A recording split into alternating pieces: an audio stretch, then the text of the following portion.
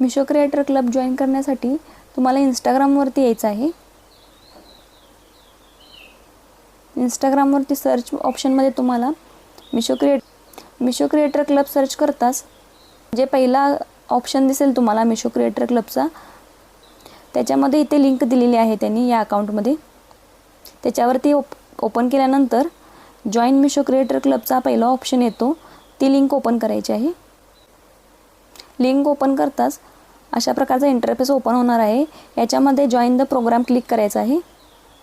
Join the programme click करताच तुम्ही तुमचा इथं नंबर एंटर करायचा आहे। नंबर एंटर केल्यानंतर